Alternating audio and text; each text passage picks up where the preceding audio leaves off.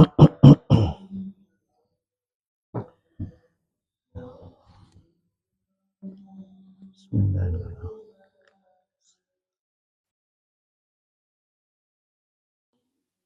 Assalamualaikum warahmatullahi wabarakatuh.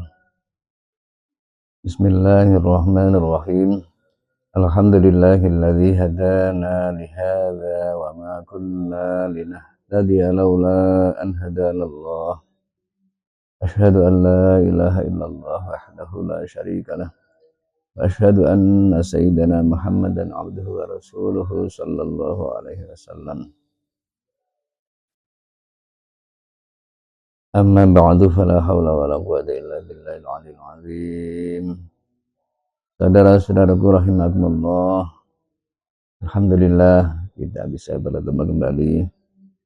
Tentu sering saya sampaikan, kita senantiasa semangat bergairah untuk membenahi diri, membenahi hati, yang mana cepat atau lambat kita akan menghadap kepada Ilahi Rabbi. Semoga pembenahan ini akan senantiasa menjadikan kita lebih baik, senantiasa terus menjadi lebih baik sampai kita benar-benar menghadap Allah Subhanahu wa taala. Amin Allahumma amin. Saudara-saudaraku rahimakumullah, kita sebagai umat Islam yang sudah maklum bahwa kita diwajibkan untuk menjalankan sholat 5 waktu. Dan marilah kita tingkatkan kesadaran bahwa yang namanya ibadah sholat adalah afdhalul furud, paling utama ibadah fardu. Dan sekian banyak keutamaan yang ada pada ibadah sholat ini. Di antaranya adalah sholat ini menjadi ukuran. Ibadah sholat adalah ibadah yang menjadi barometer terhadap ibadah yang lain. Artinya, di mana ibadah sholat yang kita lakukan selama ini kok dikategorikan baik atau sholuhat, maka ibadah yang lain termasuk dikategorikan baik. Termasuk juga ibadah sholat adalah ibadah yang akan mampu mencegah kita dari perbuatan jahat dan mungkar. Dan sekian banyak keutamaan-keutamaan pada ibadah sholat. Saudara-saudaraku rahimakumullah, tadi saya sampaikan bahwa ibadah sholat menjadi ukuran atau parameter terhadap ibadah yang lain. Dengan catatan idza sholuhat. Samping itu menjadi salah satu-satunya ibadah yang mana ini akan dipertanyakan pertama kali besok di hari kiamat di saat kita menghadap kepada Allah Subhanahu wa taala. Di hadis dikatakan awwalu ma yuhasabu bil abdi yaumil qiyamati as-shalah. Pertama yang akan dipertanyakan kita di hadapan Allah di saat perhitungan amal besok yaitu adalah ibadah salat. Idza sholuha sa'il amali. Andaikan salat yang selama ini kita kerjakan sholuhat alias baik, maka ibadah yang lain juga dikatakan dengan baik. Saudara-saudaraku rahimakumullah, kesempatan ini akan kita perjelas dan kita singgung dengan istilah sholuhat. Sejauh mana ibadah sholat yang kita lakukan selama ini masuk kategori baik atau sholuhat. Ibadah yang selama ini kita lakukan masuk kategori sholuhat, yaitu apabila sesuai dengan tuntunan yang ada, sesuai dengan syarat dan rukun-rukunnya salat. Artinya apa? Bahwa kita menjalankan sholat tidak hanya sekedar menjalankan, namun di sana banyak syarat-syarat yang harus kita penuhi agar supaya ibadah sholat kita sah. Termasuk juga rukun-rukun yang harus kita penuhi agar supaya sholat kategori sah. Di antara syarat sahnya sholat misalnya, bahwa kita harus suci badan, pakaian, dan tempat. Suci dari najis, suci dari hadas. Ini memberi arti bahwa di samping kita menjalankan sholat harus paham tentang kesucian. Otomatis pula harus paham tentang najis, harus paham tentang hadas. Karena ini menjadi syarat agar supaya salat kita sah. Berarti memahami kesucian dan memahami sesuatu yang dikategorikan najis itu adalah wajib.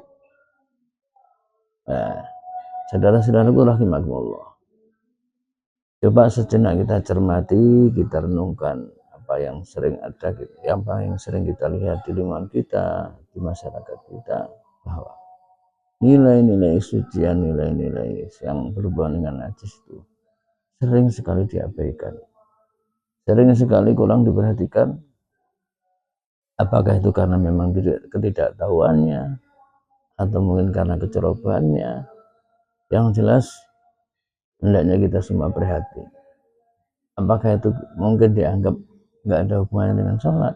Padahal jelas yang saya katakan tadi itu merupakan syarat sahnya sholat. Sekali lagi saudara-saudaraku, sesekali kita cermati, kita perhatikan. Misalnya di satu masjid atau di mushola yang paling dekat dengan kita saja, kita sering menjumpai betapa para jamaah, lebih para pengurus mushola atau masjid atau takmir itu sedemikian menganggap remehnya atau cerobohnya apa-apa yang hubungan dengan kesucian atau sesuatu yang najis. Sekali lagi betapa jelasnya bahwa itu menjadi syarat sahnya sholat.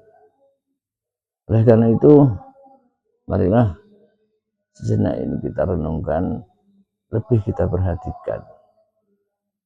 Misalnya dalam hal menjaga kesucian, taruhlah misalnya dari kamar mandi menuju tempat wudu, atau di tempat wudu itu sendiri. Coba sejenak kita perhatikan, bagaimana selama ini apa yang ada di lingkungan kita punya kesan bahwa seakan-akan sedemikian cerobohnya, seakan-akan kurangnya atau sangat tidak diperhatikan masalah najis.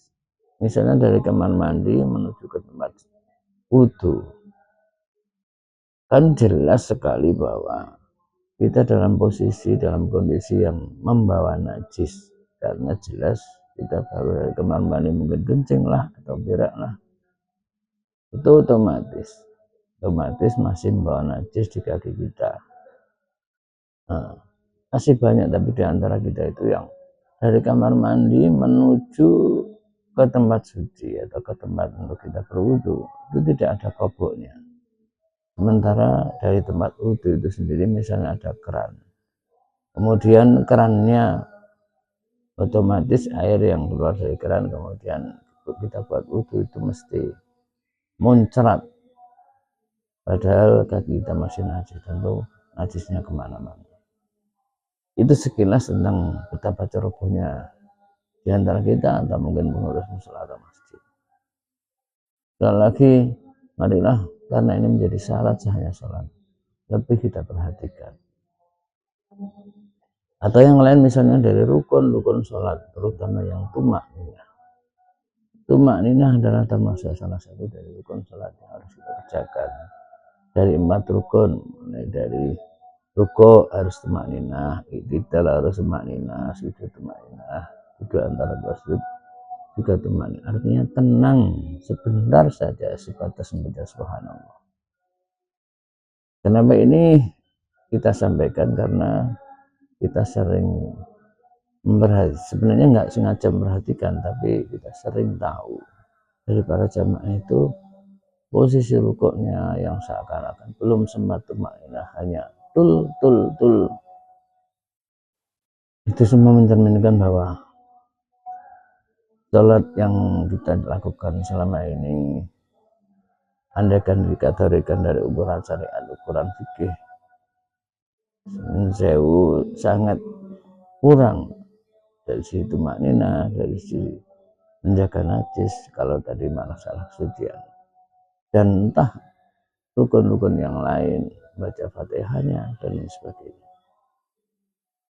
Saudara-saudaraku rahimakumullah, kesimpulannya bahwa selama ini hendaknya kita menyadari, atau mungkin harus kita sadari, bahwa perhatian kita terhadap ibadah yang masalah sangat kurang. Maka wajarlah kenapa sholat menjadi ukuran tentang keberhasilan atau kebaikan ibadah-ibadah yang lain. Karena memang ternyata sholat itu sesuatu yang berat. Wa inna lakabiratun. Sesungguhnya ibadah sholat ibadah yang berat. Oleh karena itu, marilah. Sekali lagi, marilah kita bersama-sama untuk memperhatikan masalah ini dan kita perbaiki sholat kita, mulai dari syarat-syarat sahnya sholat, rukun-rukunnya sholat, waktunya sholat. Lebih-lebih harus kita lakukan dengan jamaah dan lain sebagainya, dari kekhusyuan dan keikhlasan. Yang tentu semuanya dengan harapan sholat yang kita lakukan selama ini bagaimana agar supaya lebih meningkat, lebih baik, lebih berprestasi, yang pada puncaknya ini harapan besar untuk diterima di sisi Allah. Karena bagaimanapun jelas sekali bahwa sholat sangat menjadi ukuran tentang ibadah-ibadah yang lain. Di samping itu, terutama yang akan dipertanyakan bisa di hari kiamat. Dan juga termasuk utamanya lagi adalah inna sholata tanha 'anil fahsya'i wal munkar.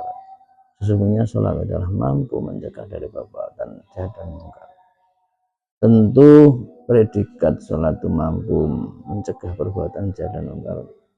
Tentu tidak sembarang sholat, alias sholat-sholat yang sudah sesuai dengan tuntunan-tuntunan sholat, sesuai dengan syarat dan rukunnya sholat.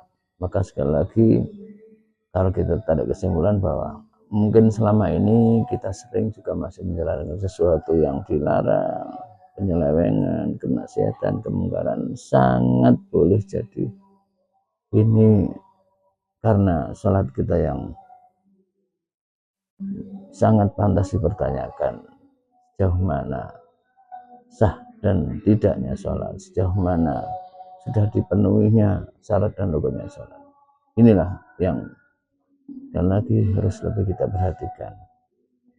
Sekali lagi juga sangat mungkin selama ini akhlak kita, perilaku kita masih sering menjalankan sesuatu yang mungkar karena sholat kita yang masih seperti ini. Adalah bersama-sama wahai saudara-saudaraku lebih memperhatikan.